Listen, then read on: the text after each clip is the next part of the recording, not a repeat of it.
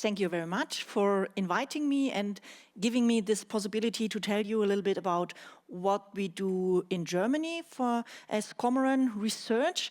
And I'm going to present a study which is mostly focused on rivers. It's a small river.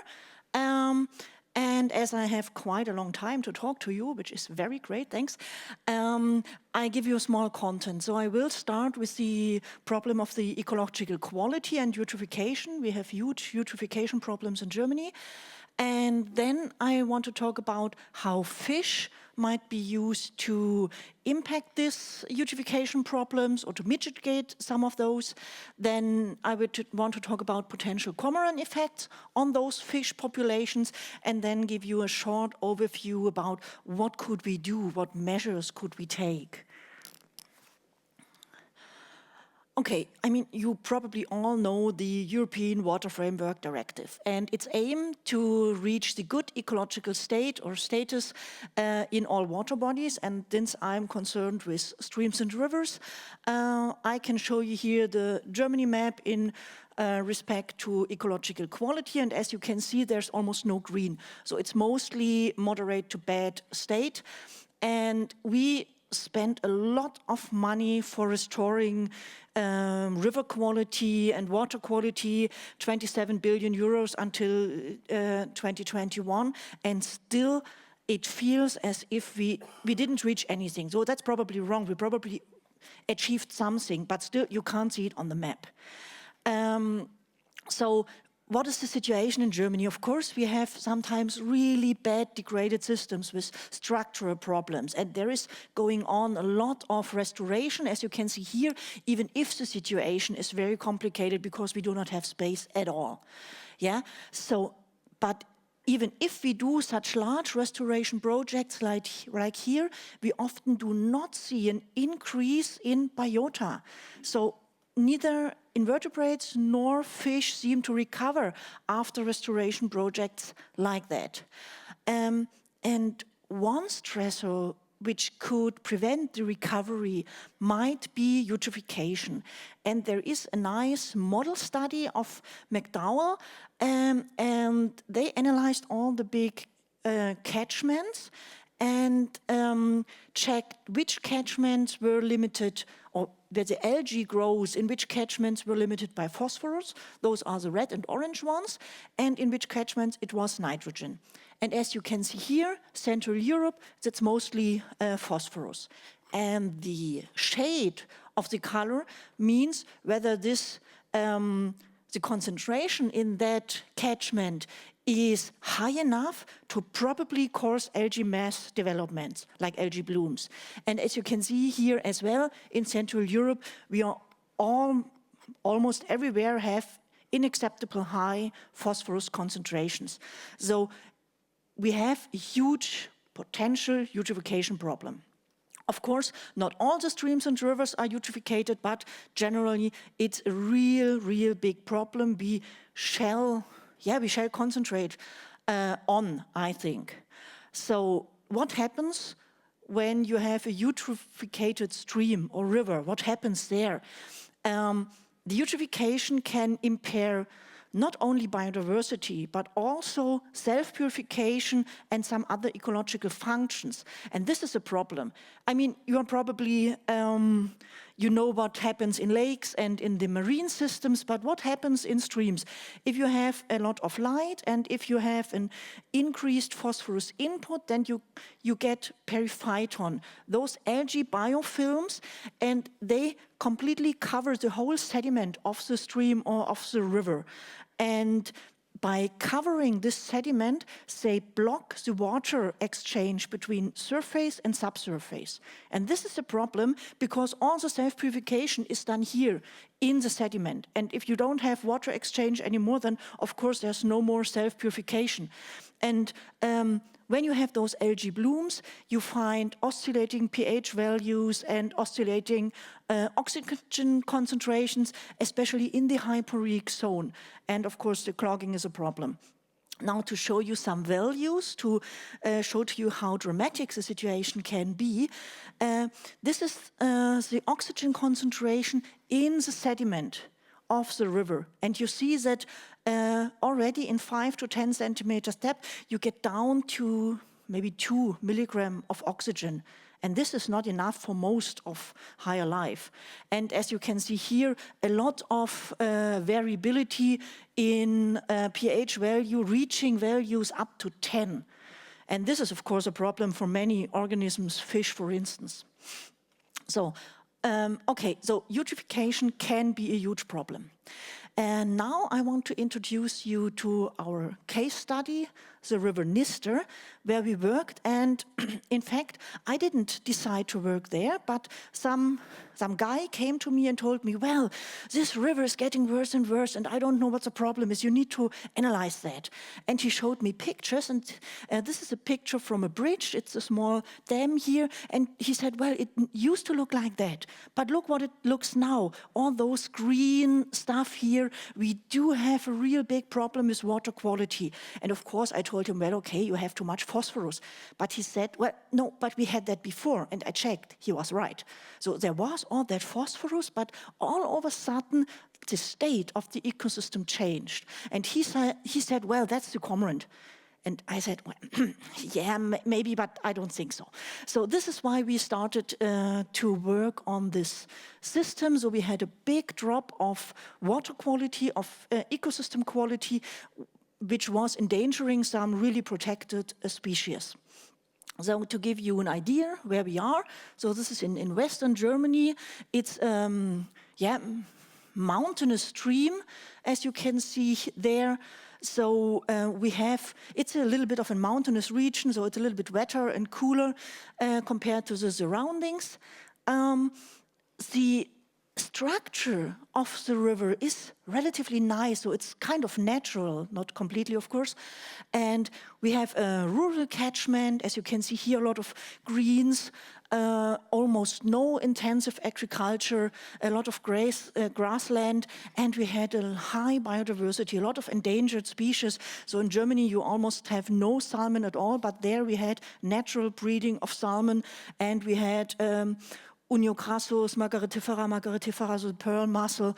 So it was really, really important river in this region. But still, if you look at the results of the Water Framework Directive, even these nice rivers failed to reach the good ecological status. So you see yellow and even orange in the upper areas. And I mean, if we are going to reach that aim in Germany somewhere, it needs to be in regions like that. So we were a little bit confused what was the problem. And what we heard was that the fish stock completely changed. The fish stock broke down in between 1998 to 1999. And the thing was, that was exactly the winter where the first cormorants had been sighted in this area. So it's not a breeding area, it's mostly roosting sites over winter. And there was one big one about 40 kilometers from the river. And the thing is, those different colors are different species. The blue ones are Nase, Chondrostoma, or Nase, Chondrostoma nasus. It's a herbivorous fish.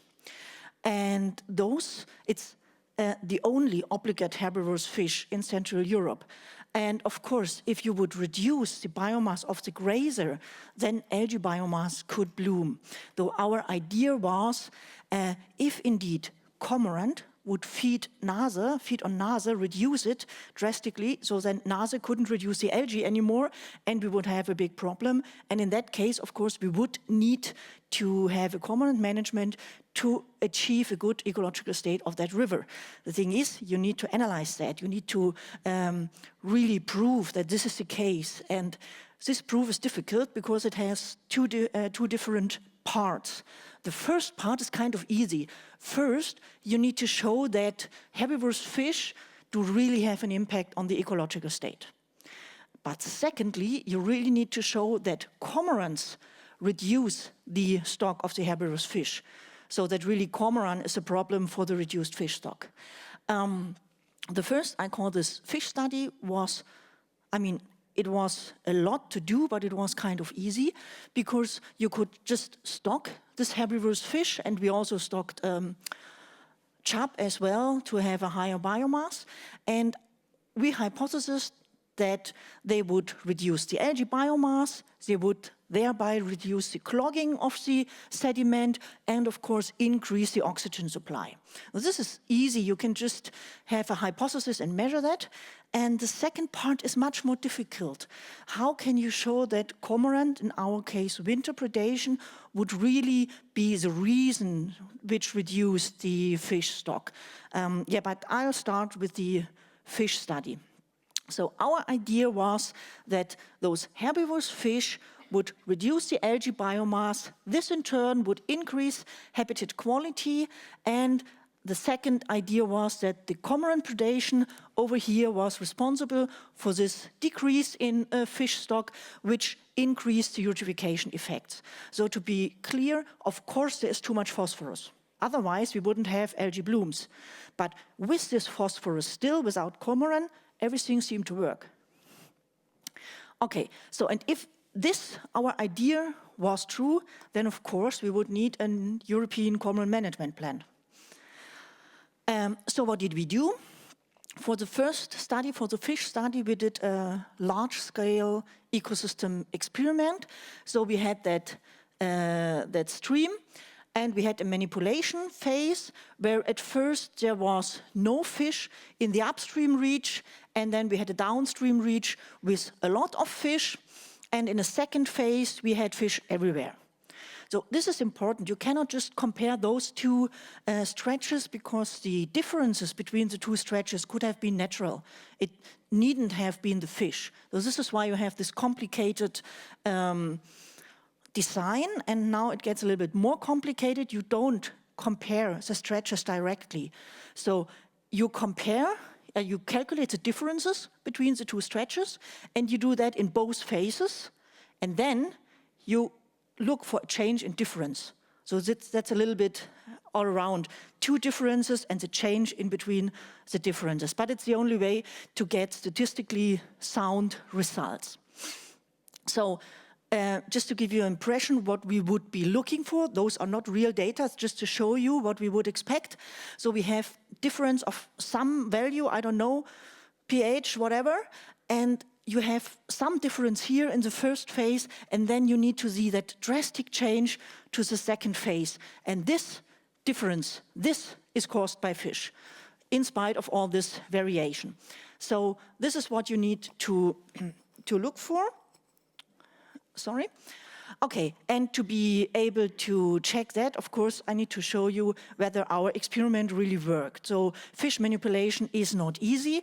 As you can see here in the reference phase, we had a lot of fish, mostly nace, but also a lot of chub. And in the manipulation stretch, we had not no fish, you never manage that, but almost no fish. And in the second phase, we had lower concentrations in the reference stretch, but they were similar to the manipulation stretch. And this is what we wanted. So the difference here was very high, and the difference there was almost zero. So, and the reason why we couldn't maintain the high fish biomass is that we didn't find enough fish. Okay, so now to our results. You can see here the oxygen concentration in 8 centimeters depth within the sediment. So it's not in the surface water, it's in the subsurface water. And we had 9 probes per stretch.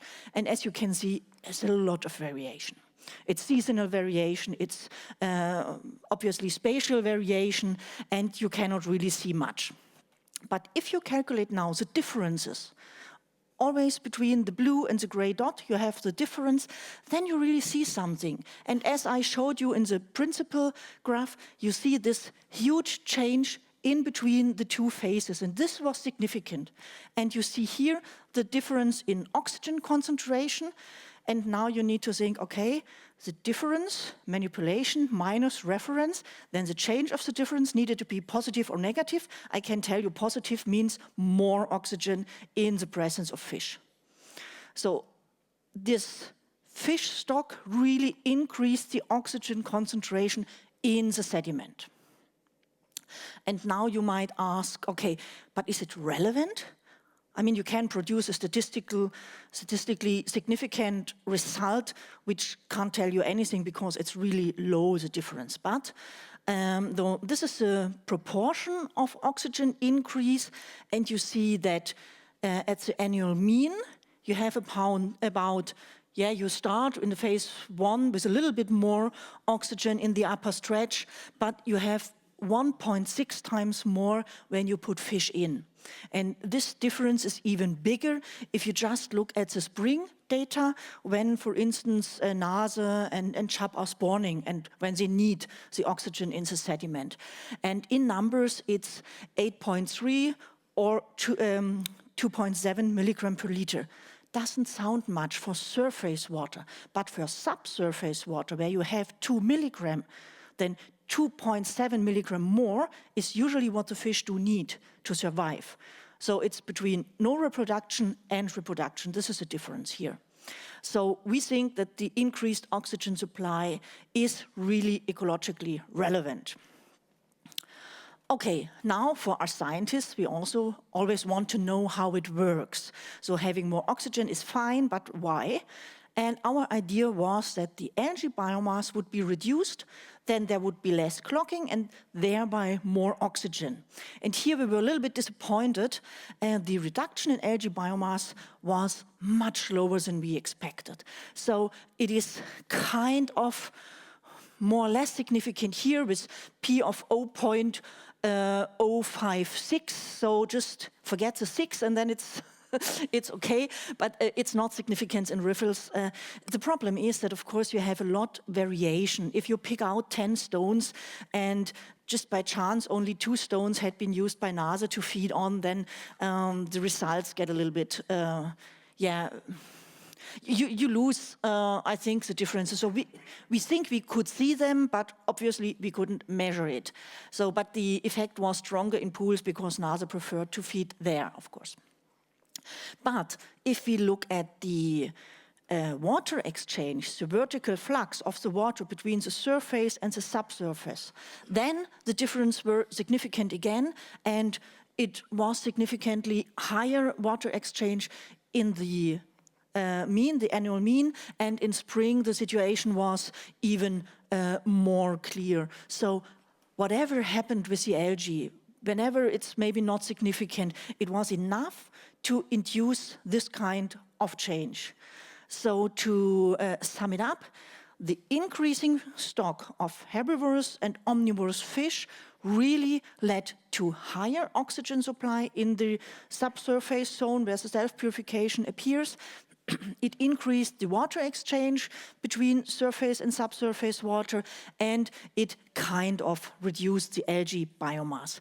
So we know that large cyprinids are very important for the ecological quality in our river. So, I mean, just because they changed habitat quality is maybe not that they can be used as a tool to increase ecological quality, but we measure that, of course, also. So the question was, okay, if the grazing here can reduce the algae, maybe enough to increase habitat quality, could we measure that using benthic invertebrates as the Water Framework Directive does? And, well, it was not as clear as we wished it would be, so we didn't, of course, get new species within 3 or 4 years in that river. But if we took the most sensitive indicator, the amount of sensitive species or sensitive individuals, in fact, so this is the increase in the proportion of sensitive organisms. It's one of the indicator for the Water Framework Directive. Then we found a significant increase due to the fish stock, and to show you whether it's relevant or not, I plotted you the amount we would have needed to have one whole better quality class. And of course we didn't reach that, but it was 3/4 of a whole quality class. And I think this is something, just for an experiment, for having it run 2 years. So I think that we could conclude that the high stock of large cyprinids, Nase and chub, for instance, can really increase the ecological quality of eutrophicated river. So this could be a management tool for river conservation. Okay, so we got the left part of this figured out, and now to the right part, which is a little bit more difficult. The thing is, to assess cormorant effect on a fish stock, you at first need to analyze how much do they feed. This is important and it's difficult, but it can be done. And we picked out one wintering habitat, this oxbow here. There was the observation that a lot of fish collected there over winter, and that cormorant, of course, they are very clever. They realized that too, and they started to feed there in high numbers. So what we did, we set up game cameras, those dark orange triangles here. So here's the camera, and then you see what the camera can see. And because the cormorants used to fly in here, set down, and then swim and sometimes dive into that oxbow, we also had a surveillance camera running to correct for cormorants swimming in or diving in. This is one part. Then you get those nice pictures seeing cormorants, and you can count the cormorants basically. But the more difficult thing is to see what is the fish stock in that oxbow, because to analyze whether the cormorant has a high impact, you need to know the proportion of fish biomass they are taking out. So the thing was, in winter, we couldn't find anybody willing to electrofish there, because they said, our fishing guys said, well, it's the last fish population we have there. I won't fish there, never, ever. So it was a little bit of a problem, but then we found some clear days where we could take photos. And in autumn, we measured how big and how deep this oxbow was. And then we took photographs like that.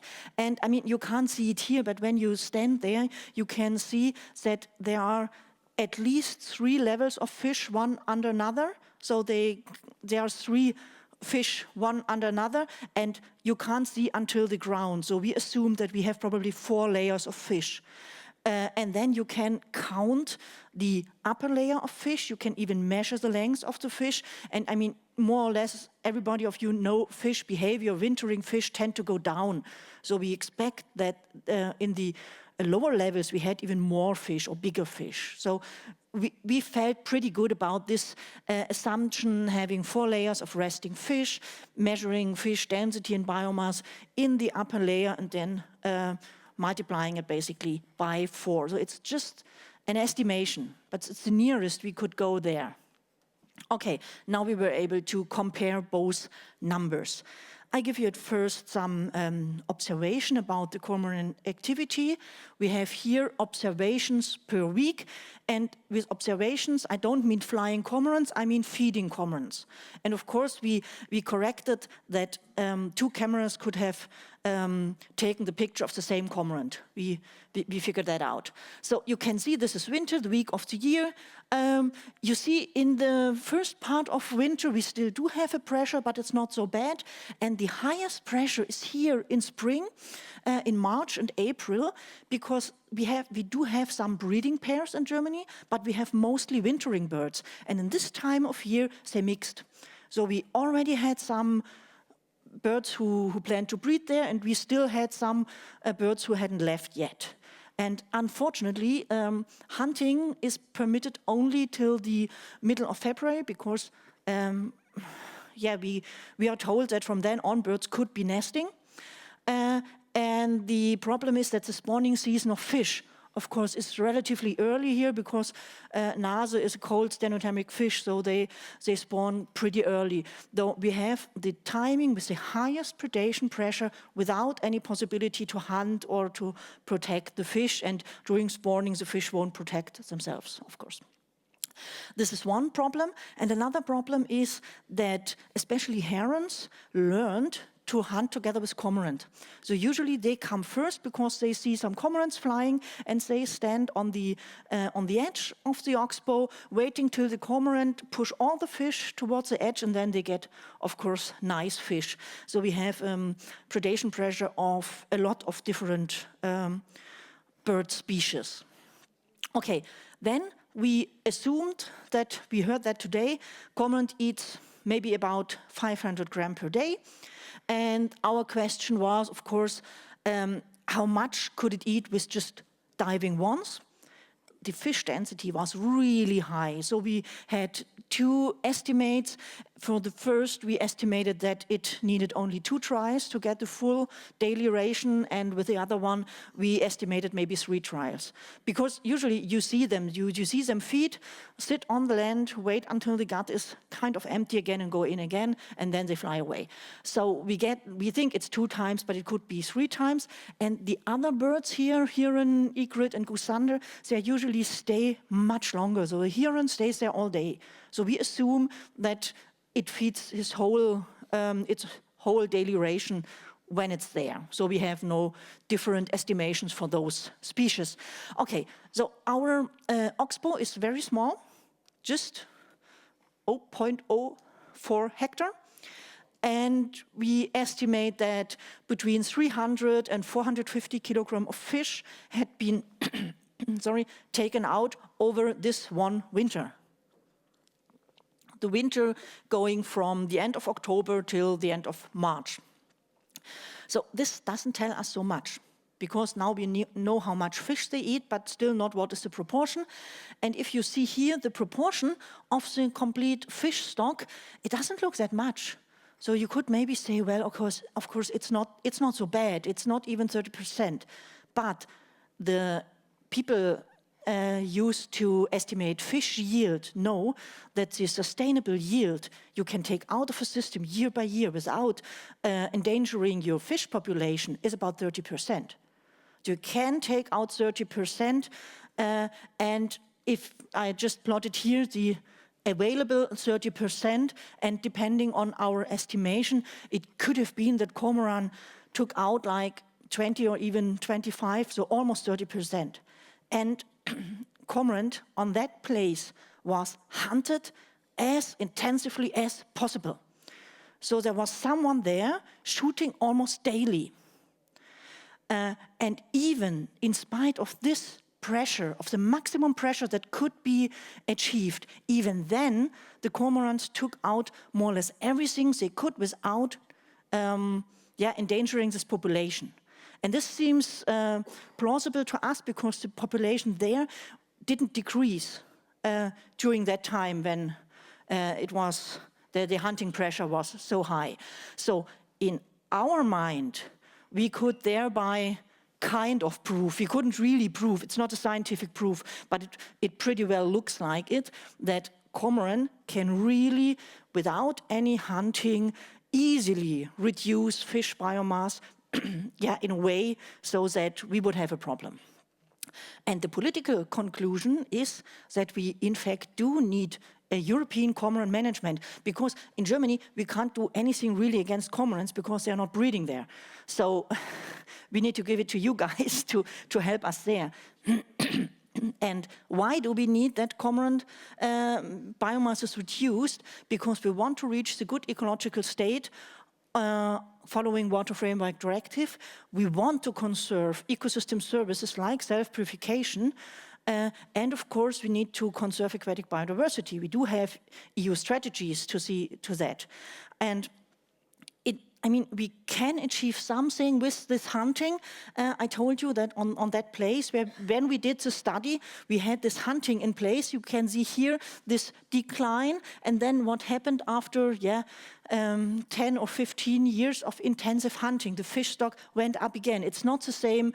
It's not the same species. We kind of lost barbel anyway, but it can help. And the thing is, this is the so-called Manfred effect, because this guy, this is Manfred, and he's doing all the hunting there. He's pensionered, and he's doing all the hunting there, so he helped us quite a lot. So I can tell you recovery of fish stock is possible, but only if you really work for that. And the effort can't be done anywhere. Not everywhere, you know, it's really hard. And this is why in a new project which had started, Protect Fish, we are trying whether it might be possible to reduce this hunting effort by also netting those specific winter habitats. So we pick very vulnerable habitats and try to protect them somehow. So, but I want to make it clear that hunting cormorants alone won't save the rivers, not with what we do in Germany to our rivers.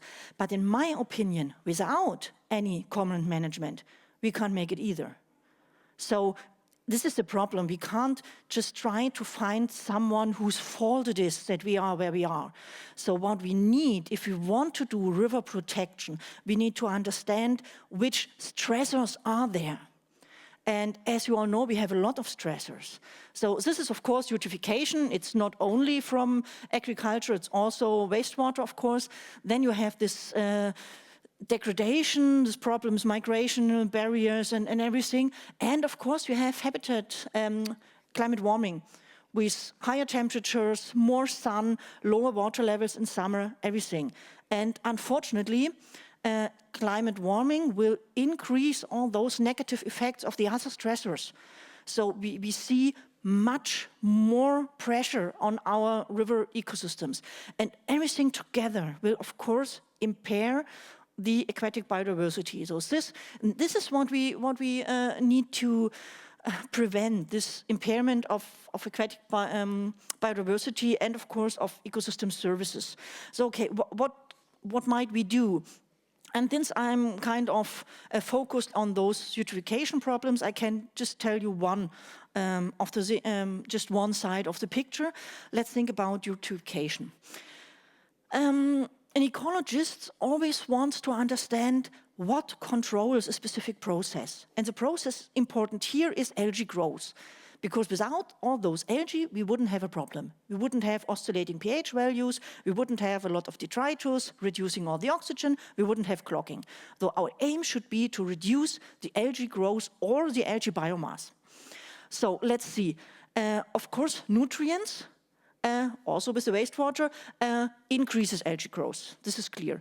Light will increase algae growth, and grazers could reduce algae biomass, not the growth, but the biomass. And of course, the grazers are maybe controlled by their predators. And floods, of course, could reduce algae biomass by sloughing it off and abrasion, for instance, in rivers. So, and if we now look into management options, management tools, we cannot do anything about floods or the lack thereof. Even with light, it's kind of limited what we can do. We, of course, could try to increase shading with buffer stripes, with a lot of big trees. It would only work for small rivers, and it takes quite a bit of time.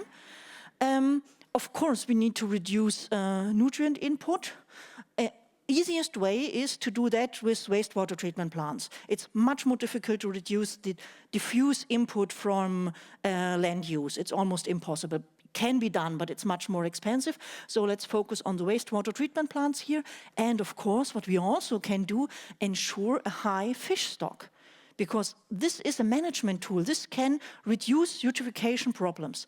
And whenever I have those discussions, especially with people trying to protect cormorant, they keep telling us, well, the cormorant problem is minor. The other things are much more important. So what we try to do is, okay, just let's calculate it, let's estimate it. So we did a little ecological model, including those three main factors. It's a very simple algae growth model, and we calculated some scenarios. So we were not able to calculate or to include in the model the oxygen in the sediment because the processes are so difficult to model. So what we were able to model is the amount of detritus on the sediment. And this is the basis for all the oxygen demand and stuff like that. So the red line you see here is the situation we found at Nister River when we had almost no fish. So we really, we took in the hydrology, the phosphorus concentration about 100 microgram per liter, and even the buffer stripe, which is pretty weak. So we do have some trees, but not so many trees. So we calculated, and it looked like that. And this seemed okay with us if we even plotted the biomass of the algae we measured. So it looked pretty good. Okay, and we know from our experiment that to reach the first measurable increases of oxygen concentration. We need to halve the detritus biomass, approximately. Because in our experiment, we had then only half of the detritus biomass left with all the fish. So then we started to calculate, and the yellow line is the idea that you would have drastic reduction of phosphorus input in the stream. 20% doesn't sound so much, but it would mean a reduction of about 80% of phosphorus input by the wastewater treatment plants. So the wastewater treatment plants would have to carry that, and it's a lot to reduce it by 80%, but it might be done. It's technically possible. It's just very, very expensive. And as you can see, you might reach this 50% reduction, so you might reach the first measurable improvements. That's not the good ecological state. It's just that you would see that something changes. And if you then look at the blue line, this would be great. I mean, this is probably almost no eutrophication effects anymore, but this would mean the reduction of the phosphorus concentration, a very good buffer stripe with a lot of trees, so reduction of light, and achieving around 300 kilogram per hectare NASE. And this is kind of difficult. But this tells us something. This should be our aim. So if you talk to water managers, just removing a little bit of phosphate won't help. It won't get us there. So what we need is to integrate all the measures we can. So we have to burn the candle from both sides. We have to reduce phosphorus input, we have to increase shade, and we have to increase grazing, because this is an ecosystem service we don't have to pay for. Yeah, so we do need to do that. And to give the managers a little bit of information, we wrote a little booklet. I mean, okay, it's in German, but Google Translate is really good now, so you can just download the PDF maybe and put it through Google Translator. And the most important thing is anyway is this table. And I translated this for you. So the thing is, we estimated with our model just roughly which NASE biomasses would be potentially necessary to decrease eutrophication impacts. And as you can see, if the phosphorus concentrations go very high, then you can't do anything. You'll never ever get 600 kilograms of NASE anymore. That might have been before, but you won't get it anymore. But there is an area where you could really achieve something with really high NASE biomass. So this is what I want to tell you. If you integrate the measures, then we can really do something for river protection. And so it's not only the cormorant, but we can't do without any cormorant management here. So thank you very much. For your attention, of course, and I have to thank all my colleagues who helped me in the field during all seasons, so thank you very much to them. Thank you.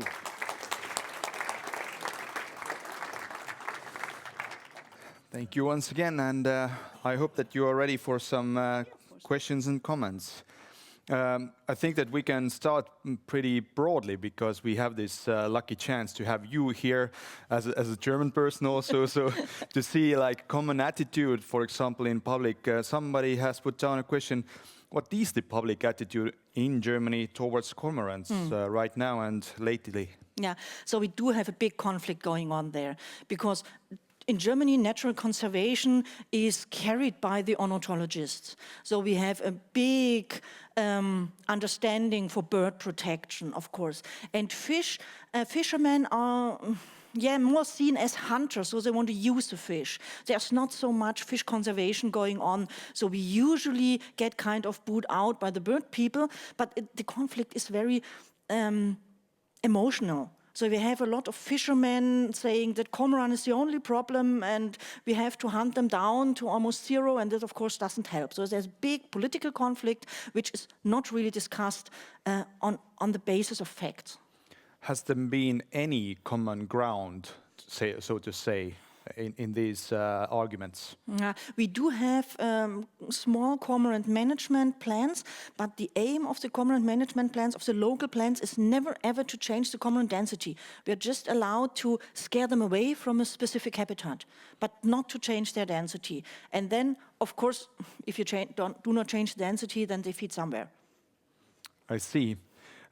So we have such a longer question, which has, let's say, two different parts, which bring it all together. How many cormorants arrived on the river at the beginning of the century? As a rule, a few individuals arrive and are not able to make a big difference. But as cormorant numbers increase, so does the impact. In your figure, the impact was drastic in 1 year, which suggests a very large number of cormorants must have arrived at once. Was this really the case? No, but it was not so bad. I mean, the arrival of the cormorants were kind of sudden. So within 1 or 2 years, they increased their biomass. But the roosting sites we saw have between 10 and 40 cormorants. And we have maybe 3 roosting sites at the area. So it's not such big numbers. We have, of course, really big roosting sites near the large rivers, Rhine and Mosel and stuff like that. But at the smaller rivers, it's not so many cormorants, which are probably necessary to see this dramatic effects. Thank you for adding that information. And we have some more.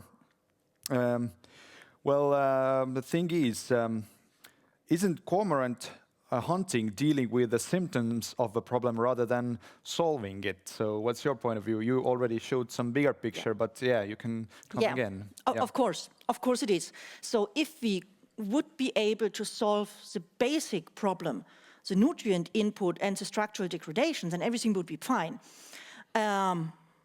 Probably cormorant would starve to death sometime, and then we would be rid of them. But how could we do that? How would we change the phosphorus concentration back to pre-industrial levels? Then we would starve too, I guess. So then we would have to. We couldn't have any kind of agriculture, even ecological agriculture leads to eutrophication. So I don't see that we can go back. And then, of course, if we cannot do that, then we need to find the best options, the best management options to change the symptoms. I see. I try to translate it as good as I can, because one question is in Estonian, which is nice. Lately, there has been some, let's say, popularization or even propagation of shooting cormorants to eat them. Mm-hmm. So, has it something common happening in you and even in, let's say, other Central and Western European countries? Is eating cormorants popular, or have you seen it, the popularity of it rising? Not so much, to be honest. I mean, more or less all of us tried it out, and we didn't find it so tasty, to be honest. And I see. And then somebody has tried. We have one question coming from our audience, which is really nice, and we'll have this microphone. Et võib siis lühidalt kiire tutvustus ja kuulame küsimust või kommentaari. Here you go. Hi, thank you for your nice presentation. I am Gunter from the Ornithological Society of Estonia, so we have emotional bird people here as well. But I'll try to be non-emotional. So my question is that this fish species, Neis, is a bit of a special species because it's vegetarian mostly, I understand. But what we usually have in rivers is that there are also lots of zooplanktivorous fish that eat the zooplankton. And so by doing this, they actually might increase eutrophication. So isn't it possible that if the cormorant eats zooplanktivorous fish, that they actually help the state of the rivers in some places where there is not such big dominance of vegetarian fish species? Yes. I see what you mean. in fact, in most large rivers flow much too fast to allow zooplankton development, and so we don't have so many zooplanktivorous fish. We have more benthic feeding fish and predatory fish there.